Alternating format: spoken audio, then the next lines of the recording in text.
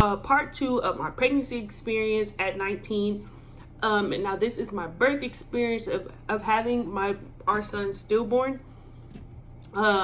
This is more of the sad video. Yeah, this one is a sad video. So yes, we had our son stillborn.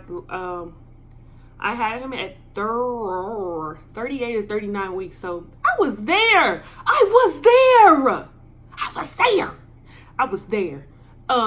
Went through the whole thing. That's why I can talk about my pregnancy experience, because I went through the whole thing. It's just we didn't get to bring him home, so that's the only difference. July is when I went to the hospital. July 26th, it was around like 6:30. Yes, I remember the time, I remember the day, I remember all that. Shoot, I even think it was on a Wednesday. No, I don't know the day. So I know it was when my mom got off of work, because she came with us. Yeah, so she came with us, so it had to be one of them days, because those were the days she worked. So it probably was a Wednesday. It was a Wednesday or Tuesday. It was around like 6-something p.m. I remember our whole conversation in the car on our way there. The morning we had went on a walk, because I wasn't feeling good.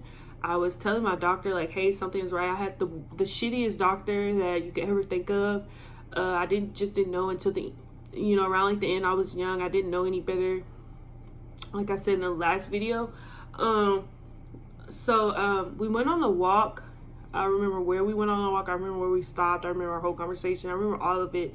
This plays back in my head like so many times. I could write a book about it. I actually did. I used to write to him in a book. I can show you guys that at the end and show you guys everything. But yeah, it was July.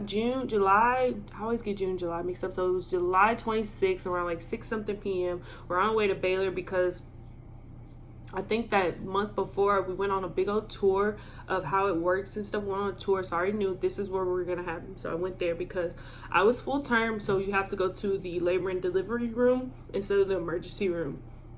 Yeah, so when you're full term, you go to the labor and delivery room. So I went to the labor and delivery room, and I didn't really feel him move. I think the last time I felt him move was around like 7 in the morning. I don't even know. I think it was like 7 in the morning. It probably wasn't even a move. After that, when I found out, they said it probably wasn't even a move. It probably was just him.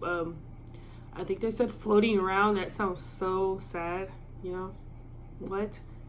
So I don't even know when it happened. I still haven't even got an autopsy. It's just terrible. People are terrible people. So I went to the doctor the day before that, and he was like, yeah, everything's fine. And I was telling him like, hey, I'm not feeling good. My whole neck had turned black. It didn't turn dark. It turned black. I had 2 big spots on my forehead. They were black, like really dark. I didn't even take a picture. It looked so bad. I wasn't feeling good, and then after all this, I went to go get my medical records and stuff, and everything was wrong with me. I had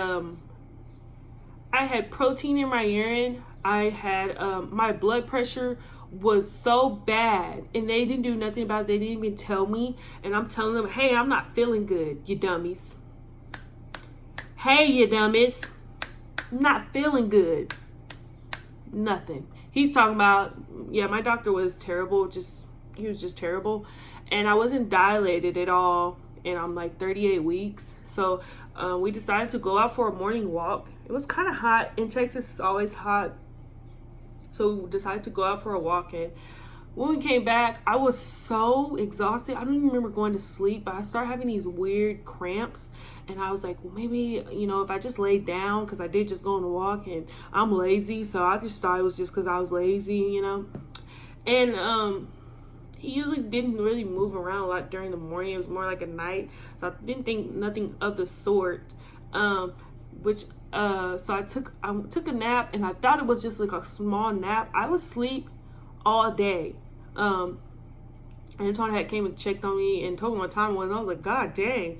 And my mom I decided to go drink some orange soda. They said it would make him move and stuff. So I drank that. My mom had came and I'm like, hey, yeah, he hasn't moved like almost all day. I think the last time I felt the move was like 7, which I found that wasn't even a move. So like, yeah, he hasn't moved all day. And so well, we need to go to the hospital, you know, just to figure out everything okay, because it had happened before, and I told the dummy doctors, and it happened, I think, a month or two before that, and I was just like, he wasn't moving as much, and I told the dummy doctors, and they was like, oh, just drink some soda. So, you know how dumb that sounds. I could look that up on Google. So, yeah, I'm just calling him the dummy doctor. So yeah, dummy doctor told me that. So I go to Baylor Scott and White in Dallas. That's where we were gonna have him anyways. So we went to labor delivery room. I went there and I said, hey, I haven't found him move, and it was like, oh no, but it wasn't in like a, oh my god, it was like, oh no, you know, let's go get you to the room. And so I got to the room, I changed into the ugly gowns.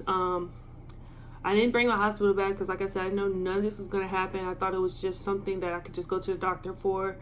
Luckily, I did go to the doctor right away that I did, because I could have died myself. It turns out the reason why I was turning so many colors because I was losing oxygen. He was just taking all of whatever I had left, basically, what I found out. Don't it sound so scary? Dummy doctor. How are you a doctor? You didn't even... It's cool. So, we get there, change into the gown. We're all like, you know, laughing around. You don't expect something to happen like this all of a sudden, you know. I'm trying not to cry because I'm so ugly when I cry. I've cried so many nights and days and mornings. You know, I actually feel comfortable talking about this. If I didn't feel comfortable talking about it, I wouldn't be on here. Yeah, so I think a nurse comes in and she brings the stethoscope thing, something, I don't know, and she's moving, looking around, and she's like, I'll be back. That's already a sign. I start shaking really bad, and Mom's like, calm down, you know, it gets quiet. I start shaking. Then the second thing is like, oh no, something's about to happen, is when two doctors come in. You don't need two doctors. What the hell is going on? Two doctors come in, and they bring this big old machine, an ultrasound machine, and they put the warm jelly on my stomach, and they're rubbing it around, and we see him, but we don't hear nothing. Woo! You see him. Of course you're gonna see him. Where else did he go? You know? But we didn't hear anything. It was no heartbeat. It was no somewhat of a heartbeat. It was nothing. Like nothing. So she goes, honey, I don't hear anything. And I'm, boom. I like just lose it. I just start crying. I just kept asking, where is he? Where is he? Where is he? You know? So after that,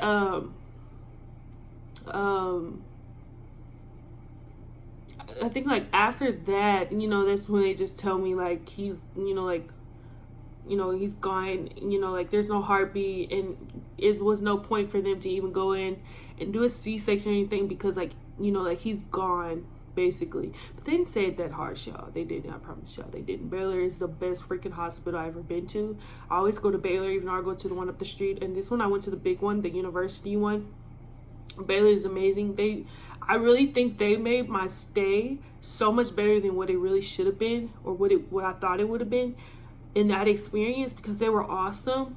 You know, they were awesome. I definitely will be going back there when I get pregnant again. And actually I won't, and of course I won't be going to dummy doctor.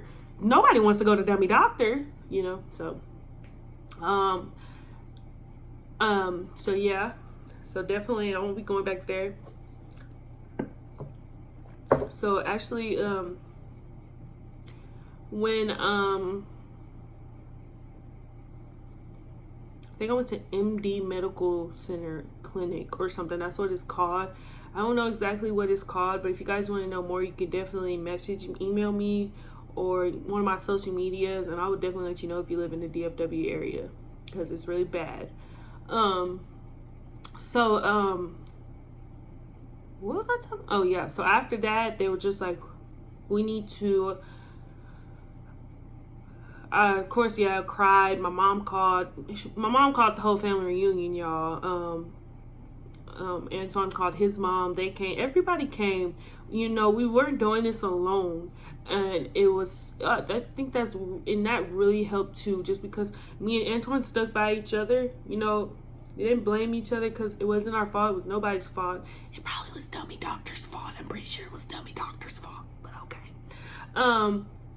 So mom called the whole family reunion up. The room filled up so quick, you guys. I mean, so quick. Antoine's mom came, and his dad came, and his little sister came. It was really hard seeing my like little cousins and his little sister and stuff like that, because you know they really don't understand, you know. So oh my god, I'm crying. Are you crying, girl? Snap out of it. So yeah, so after that they get me ready to start dilating me. Now this is just when all the medical stuff come in. I had awesome nurses.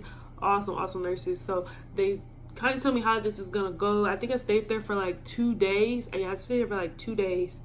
Was it for like 2 days? Yeah, I think I stayed there for like 2 days, y'all. 2 in the hospital. The food was awesome. Yeah, so I stayed there for like 2 days. The process took a whole day. That first day, they didn't do anything to me. They kind of just let me sink it in. And it's so crazy because like after they told me that, you know, like he was gone, it was like my stomach started deflating. It was so weird. Like it just came, like boom, it's happening. Like it just came to realization. My stomach started deflating. I didn't even look pregnant anymore. I looked it really bad to me. I didn't look like this. My hands got so puffy. My hands were really swole. My neck was so dark. It's still kind of dark now. I'm still trying to get my neck back to its color. I had 2 big dark spots on my forehead. I looked it sick, you dummy doctor. I looked it sick. Yeah, so all that happened, and so I get ready. They start dilating me because, of course, I couldn't dilate on my own no more. There was he wasn't pushing down anymore, so they had to do it itself. This is when my birth experience is so much different than y'all's.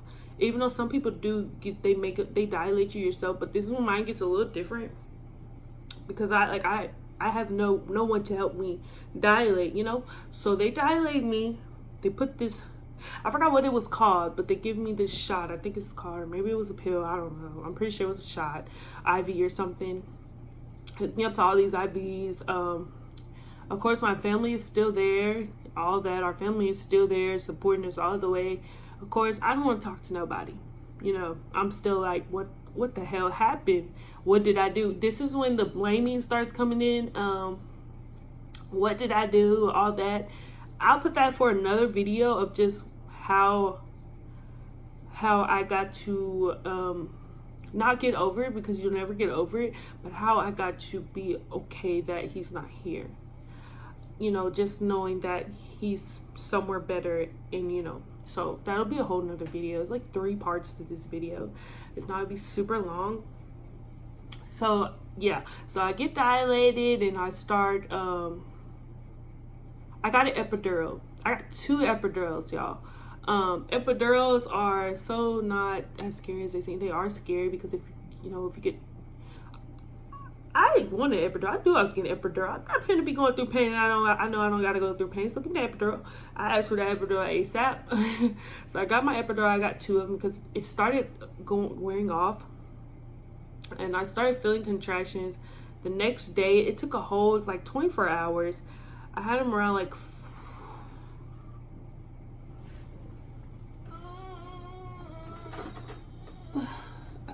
oh no, it's not here.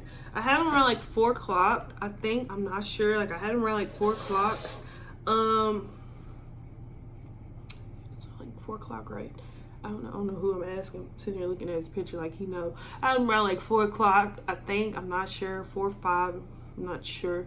It took a whole day of process. I started feeling contraction. I think I did 3 pushes and his big head was out. That's when we found out that the umbilical cord was wrapped around him 2 times. So the umbilical cord was wrapped around him 2 times. we got to hold him. You do get to do that if you want to. At first, like I said, I was so in shock. I didn't want to. I was like, what? I'm not gonna do that. You know, I honestly thought that would sound crazy. Trying to make me crazy. You trying to make me go crazy? You know, but after that, I was like, after I had him, yes, I want him. You know, I want to hold him. We got to hold him. I think we kept him for about an hour or two, but he started changing colors, and of course we kind of was just like, you know, it's time. We had to let him go because he started looking really, you know, really, he didn't even look like our son, even though, you know, he started changing like purple and stuff. And they noticed his nails were super black. He was losing oxygen, so this didn't happen overnight. Dummy doctor. So it didn't happen overnight. So that's when they started realizing something wasn't, it was just like okay, what was the doctor doing? You know, what were you going to the doctor for? So this is, I made this, I think when I got home, I think I made it the next day. I don't know. This is shadow box. I made it. It's just pictures of him, everything that we could have. The hospital gave us a lot of little cute stuff. And this is just some hair clippings we got. Because we did end up getting him cremated, and we have our necklaces, his ashes in our necklaces. I don't have mine on right now. Because I think my chain broke. So yeah, so this is him. I made this shadow box. I worked really hard on this, and yeah, so that's Noah. We named him Noah. We've been had his name. Like I said, we've been had his name. We already knew it was named Noah Hawkins. Should I put his last name? Whatever. Noah Antoine Hawkins. Yep, that's his name. Antoine. So yeah, so that's him. He was 7 pounds and 26. I'm reading the date. Oh, he was 7 pounds. He was 7 pounds and 4 ounces. He was a big baby. It was really big. And then I think it was 20. The height was 20.5. Yeah, I don't know what time. I forgot. I honestly forgot. Yeah, so that's really my experience. And then far as going home and all the other stuff was for another video. After I went through the birth and stuff, I had got, what's it called? I ripped, you women, you'll know what that means. I ripped, not bad, but I had to get stitches. So I had to get stitches and stuff and all that other stuff. So after that, since I got 2 epidurals, I couldn't feel nothing from the waist down. So it took 2 hours for the whole thing to wear off. I couldn't walk or anything. I got bathed and stuff. They helped bathe me and stuff like that. They went and got my hospital bag and stuff because I had my clothes in it. So I got my cute pajamas, you know, I put that on. I went to my recovery room. I couldn't go home until, because they said my heart rate was too high. I had to wait till my heart rate went down. I think I lost blood. When I was dilating, I started bleeding a lot, and I was kind of scared. I was like, dang, I hope nobody had to give blood donated to me, because I have a rare type of blood, and me and my mom don't share the same blood, and my dad was nowhere to be found.